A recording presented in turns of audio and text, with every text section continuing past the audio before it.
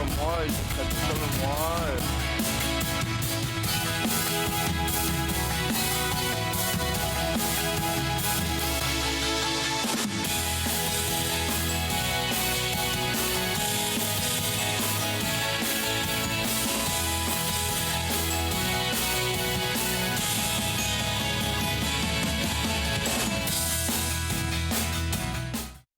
Bonjour, bienvenue dans l'émission BELS, Bien-être, les loisirs et la santé.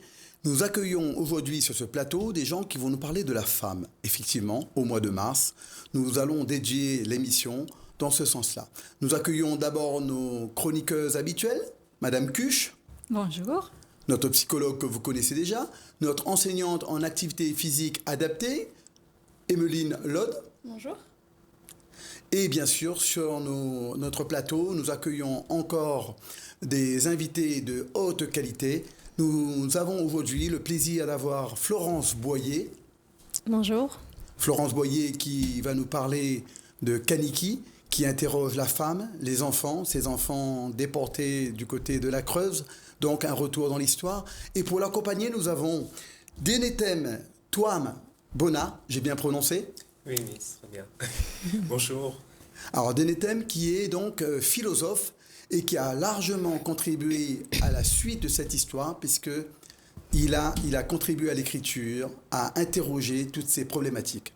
Pour justement parler de ceci, est-ce que parmi vous, sur le plateau, certains ont vu le spectacle Kaniki, bien sûr en dehors de Florence et de Denetem?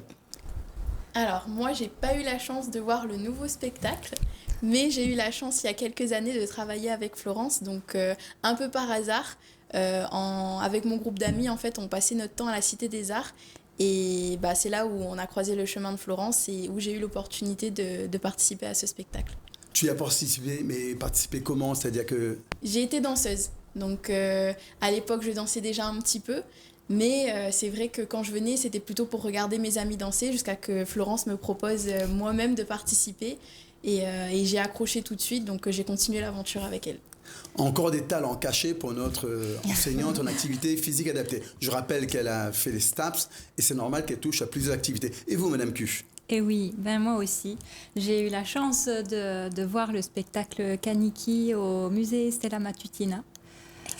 Et oui, et je m'en souviens comme si c'était hier, avec beaucoup d'émotion. Et vous y êtes allé tout seul, en famille? En famille, on y était en famille, ce qui a permis aussi à mes enfants de découvrir ce spectacle. Et elles font de la danse, elles sont petites, elles ont 8 et 6 ans, elles font de la danse et ça les a beaucoup touchées. Elles n'ont pas quitté la scène des yeux une seule seconde alors qu'elles étaient petites encore. Alors, avant de passer la parole aux artistes, je vous propose de voir un petit extrait, le teaser de cette belle prestation. Allons-y.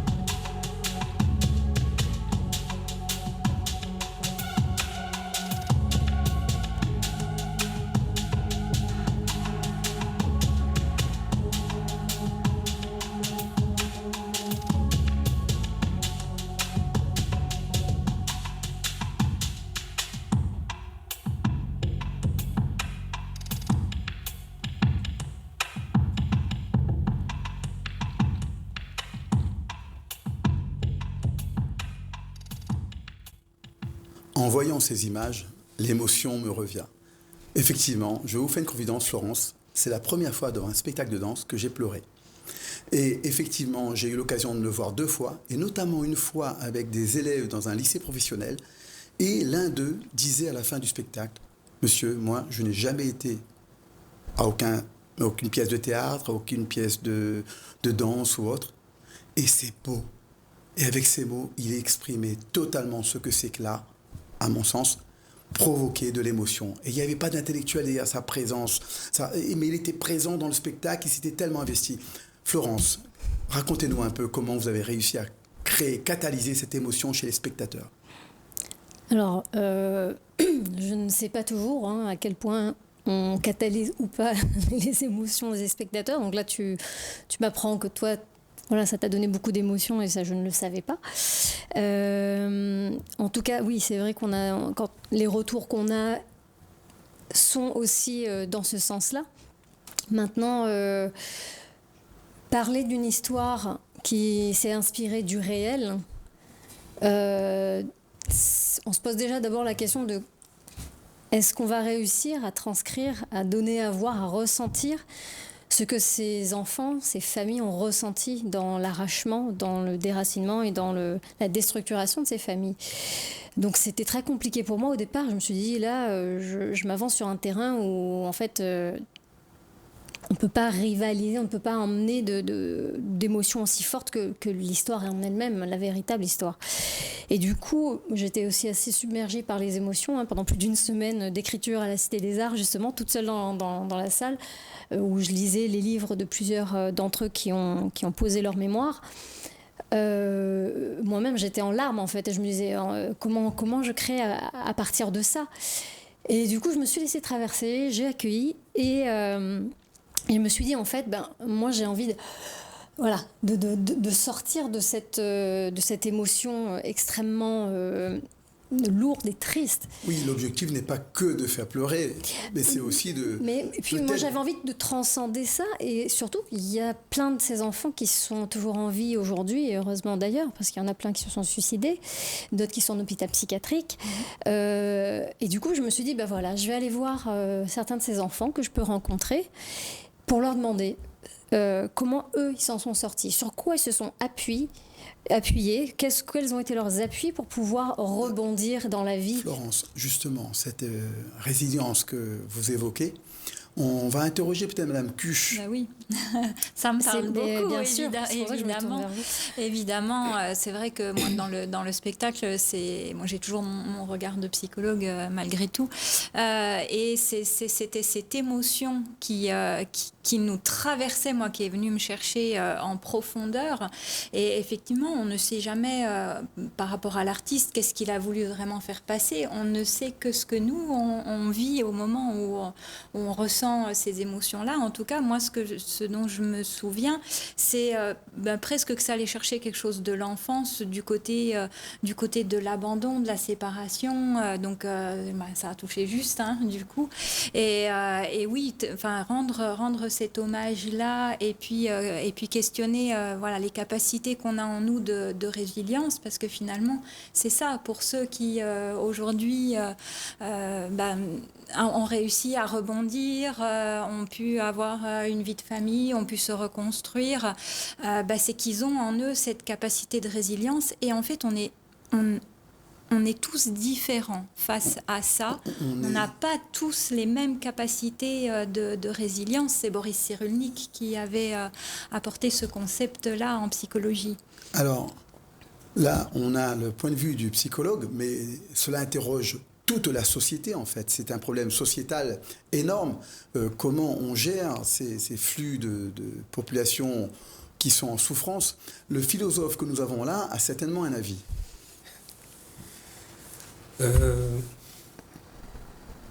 Pour moi, c'est justement pas des flux. Il faut sortir peut-être aussi de certaines expressions, comme quand on parle de flux d'immigration, de flux de population. En fait, on déshumanise déjà quelque part les personnes en question.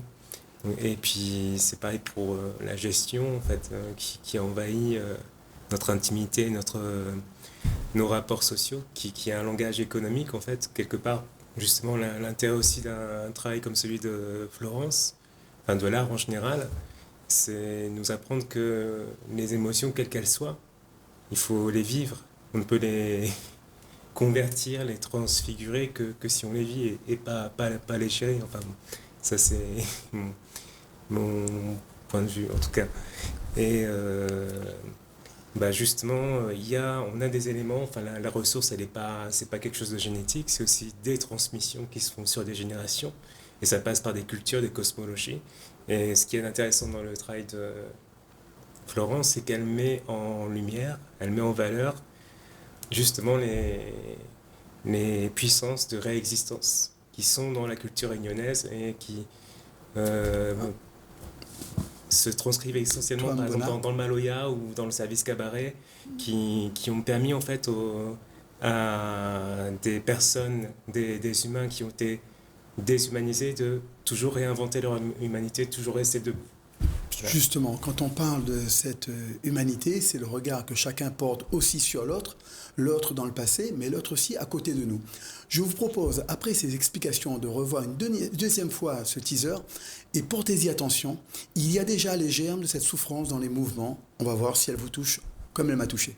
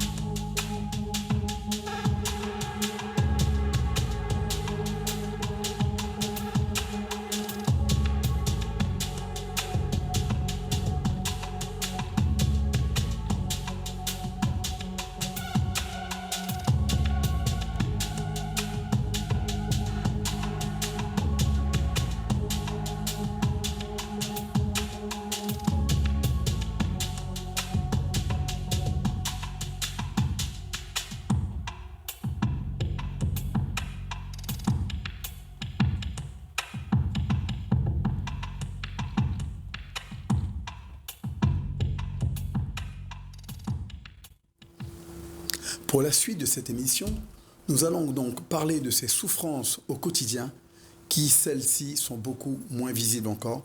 Nous parlerons d'endométriose. Pour cela, nous accueillons Florence Boyer. Non, pardon, excusez-moi, je confonds.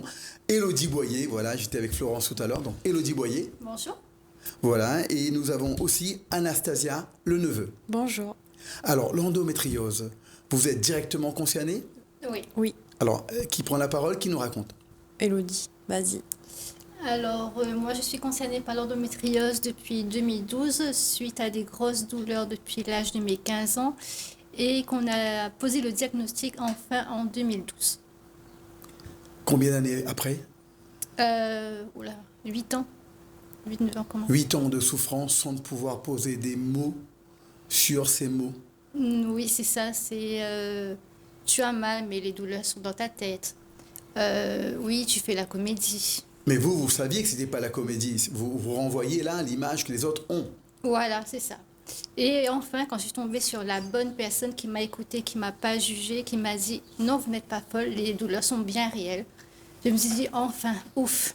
Je suis reconnue. Je suis reconnue, enfin. Oui.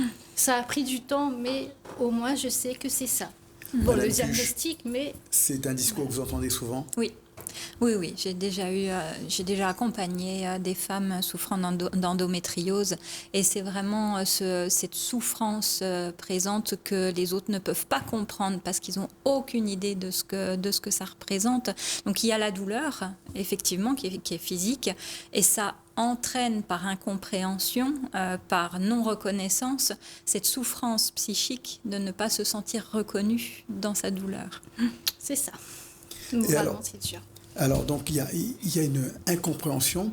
Et au niveau des conséquences au quotidien, par exemple, je ne sais pas, à l'école, est-ce que vous voulez bien nous en parler, Anastasia? Alors, moi, j'ai été diagnostiquée. Alors, mes premières règles, c'était vers mes 13 ans. Donc, j'avais beaucoup de douleurs. J'ai été diagnostiquée 1 mois avant mes 18 ans. Donc, il y a eu quand même des 5 années qui ans. sont passées. Donc, j'ai eu le terme folle aussi. Et le jour où j'ai été diagnostiquée, le médecin m'a dit effectivement vous n'êtes pas folle. Et moi j'étais contente de me dire enfin je ne suis pas folle. Et j'ai eu suite à ça par contre moi un accompagnement psychologique parce que j'ai eu beaucoup de mal à accepter ma maladie. Il faut savoir que j'ai fait un lycée professionnel. Donc ça a été très compliqué. Compliqué de prendre des traitements du type morphinique en étant en internat. Donc j'ai connu les difficultés dans le cadre scolaire. Ça a été compliqué. Par exemple, lorsque vous êtes dans le cadre scolaire que vous citez, est-ce que l'infirmière... Alors au niveau du corps médical dans l'établissement scolaire ou même l'équipe pédagogique, c'est très compliqué parce qu'ils ne sont pas forcément sensibilisés à l'endométriose. Donc on ne peut bien sûr pas les blâmer. Quand on ne sait pas ce que c'est, on ne peut pas deviner les conséquences que ça peut avoir sur la vie des élèves. Mais oui, il manque clairement Pourtant, de pourtant, ça. le corps enseignant est fortement représenté par la gente féminine et on sait par ailleurs que ce serait 20% des femmes, une sur Il y a 5. 2 femmes sur 10. Voilà. C'est ça. C'est ça. Et donc, dans le corps enseignant, certaines ont statistiquement toute chance d'être atteintes de ce handicap invisible. Mais Oui. peut-être qu'elles n'osent pas en parler et du coup, dans leur entourage, on ne sait pas ce que c'est. Lors une sensibilisation en fait au lycée, on s'est rendu compte que effectivement les jeunes déjà ils ne savaient pas ce que c'était que l'endométriose et de deux elles n'osaient pas en parler. Même là qu'on faisait l'intervention, ils ne posaient pas de questions. Mais à la fin, ils sont venus poser des questions et ils avaient peur du regard des autres en fait. Oui, un sujet tabou. Voilà. Emeline Lode, est-ce que vous avez entendu parler déjà de cette maladie, par exemple? Alors, personnellement, je ne suis pas concernée, mais j'ai effectivement entendu parler de cette maladie au lycée. Donc, malheureusement, j'ai ma meilleure amie qui est porteuse de ce handicap invisible, comme tu dis, Jando. Donc, je ne connaissais pas du tout avant.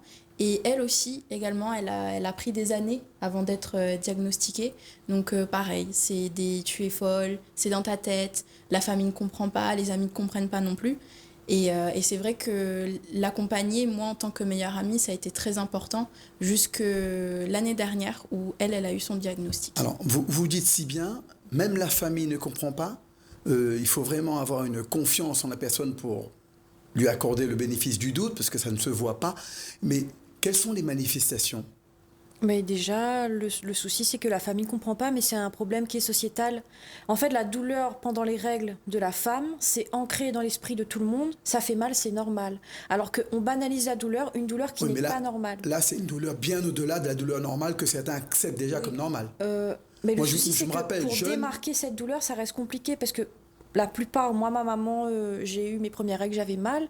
Mais après, les grands-mères, etc., pour tout le monde, c'est normal. Moi, j'ai eu mal, ta grand-mère a eu mal, ta tati a mal. Ça reste pour la plupart des personnes normal, alors que c'est pas normal du tout. Ça a un caractère En héréditaire? vomir, alors, il y a des études qui sont en train d'être faites par rapport à ça. C'est pas encore... Officiel. Voilà, c'est pas officiel, mais effectivement, ils sont en train de rechercher. Moi, je participe à une étude où mon père, etc., on a des prélèvements d'ADN pour voir est-ce qu'il y aurait un gène, effectivement. Mais l'endométriose, maintenant, le problème, c'est que c'est pas forcément des douleurs très intenses. On peut avoir une endométriose asymptomatique, très avancée, sans avoir forcément des douleurs. Mais effectivement, on peut avoir des douleurs en vomir. Moi, j'avais beaucoup de vomissements, des douleurs où on peut pas se lever, au point où on souille ses draps parce on n'arrive pas à se lever pour aller changer, on n'arrive pas à prendre de bain, on a la vaisselle qui s'entasse, on n'arrive pas à rester debout pour faire la vaisselle, on a du mal à s'occuper des enfants. Dans ce voilà. que vous décrivez, moi j'ai envie de demander à Madame Cuche, quand on est à ce stade de souffrance au quotidien, comment ça se gère au niveau du travail, par exemple? Ah ben, ça empêche de travailler. Carrément. Ah ben oui. Ah oui, oui, le fait de ne pas pouvoir se lever parce que la douleur cloue au lit, moi je pense qu'il faut absolument en parler, il faut absolument insister pour les femmes qui, devant notre émission, se reconnaîtraient en tout cas déjà dans les douleurs, de leur dire qu'il faut insister. Moi, ce que je propose comme petit outil qui est intéressant, qui est basé sur les outils de psychologie positive, c'est d'utiliser des échelles. Ce qu'ils utilisent aussi à l'hôpital, des échelles de douleur. Des échelles de bord ou autre? Oui, par exemple. Mais vous pouvez vous pouvez le faire vous-même. Vous tracez en fait un trait sur une feuille, vous la mettez sur le réfrigérateur et avec un aimant, vous montrez à vos proches entre 0 à 10 où en est votre douleur. Ce qui vous permet vous aussi d'avoir des repères d'un jour sur l'autre et puis de leur montrer. Quand la douleur est à 10, mais vous ne pouvez plus rien faire, vous n'êtes plus que douleur.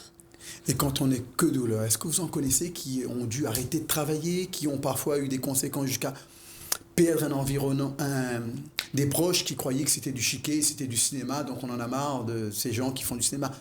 Dans le ressenti, je m'entends. Moi, j'ai dû arrêter de travailler parce que je travaillais avec les enfants.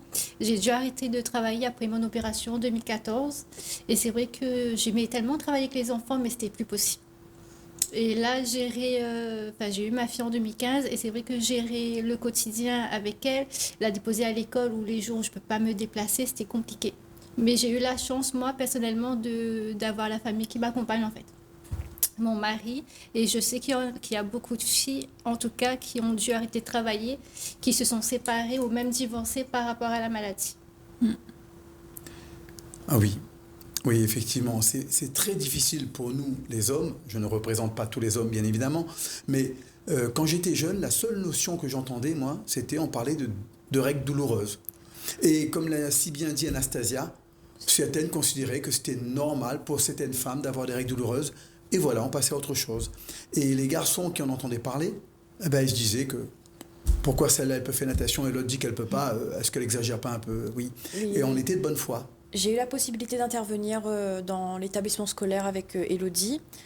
Et ce que j'expliquais aux mamans, c'était que l'endométriose, c'est pas une maladie que de femmes. C'est-à-dire que ça touche la famille, ça touche le compagnon. On est tous concernés, on a tous une maman, une sœur, une cousine, une amie, une compagne. Et le problème, c'est que à dire forcément que femme, c'est qu'une maladie de femme, et bien les hommes et les enfants, etc., ils comprennent pas, ils se disent ça concerne maman, elle gère toute seule, alors que ça nous concerne tous. Justement, c'est un peu le leitmotiv de notre émission, c'est-à-dire quel que soit le handicap, quelle que soit la souffrance, nous avons vu tout à l'heure Kaniki, une maman qui se fait arracher son enfant, ou qui le donne parce qu'elle ne voit pas d'autre issue au moment où elle le donne, et puis c'est une souffrance de la maman, de l'enfant, du père aussi, parce qu'il ne faut pas oublier, même si ce père, il n'a pas été celui qui a enfanté, mais il a été dans tout le cercle familial et il en souffre. Et toute la société souffre finalement de cela, de cette déportation de Kaniki. Peut-être que cette société aussi doit mieux prendre en compte cette endométriose. Je pense notamment au corps médical, où, dans ce que j'entends, 5 ans, parfois plus, 10 ans, avant de connaître peut-être que le corps médical, je ne lui jette pas la pierre, mais a une difficulté à poser le doigt parce que c'est encore trop méconnu. Oui, c'est encore trop méconnu et je pense que ça serait bien en fait que les médecins suivent une formation en fait pour au moins savoir ce que c'est que l'endométriose et pas dire aux patients ah non mais c'est pas ça. Voilà, donc ça serait bien qu'il y ait une formation en fait pour les médecins, même pour les infirmières. Alors, pour les médecins, pour les femmes qui se reconnaissent, pour tous les autres, je vais vous proposer de donner un numéro où on peut vous retrouver à Endo Réunion et avoir tous les renseignements qui est nécessaire. Puisqu'on va bientôt clôturer l'émission, n'oubliez pas de nous donner vos coordonnées. Alors, c'est Endo Espoir Océan Indien 06 92 15 49 59. 15 49 59, mais on a aussi un mail. Oui, endoespoir.oi@gmail.com et la page Facebook, c'est Endo Espoir Océan Indien. En tout cas, pour ceux qui n'auraient pas eu le temps de prendre un stylo et de noter, vous pouvez revoir l'émission. Elle est diffusée maintenant tous les samedis vers les 12h10. Elle est rediffusée le jeudi à 16h30. Et bien évidemment, comme c'est une bimensuelle, l'émission passe 2 semaines de suite la même émission. Puis, vous aurez l'occasion ensuite de la revoir sur la chaîne YouTube de Bells, qui vous permettra de la voir à loisir tout le long de l'année. Madame Cuche, un dernier mot ? Je vous remercie d'être venu nous parler de l'endométriose, parce que je pense qu'effectivement, plus on va pouvoir sensibiliser le public, mieux cette souffrance sera reconnue et du coup, moins les femmes en souffriront. Oui, elles seront moins perdues aussi. Oui. Dans ce mois de la femme, pensons à l'endométriose. Le mois de mars, c'est le mois de l'endométriose. Il y aura plusieurs événements. Dites-nous un peu si on peut vous retrouver ou pas. Avec le Covid, c'est pas évident. On avait plusieurs stands la semaine prochaine, mais ça a été annulé hier en fait. Donc on vous retrouvera sur Facebook. Voilà. En tout cas, merci de nous avoir suivis. Merci d'être sensible à toutes ces souffrances. On ne va pas parler que de souffrances, on va parler aussi de choses joyeuses. À bientôt.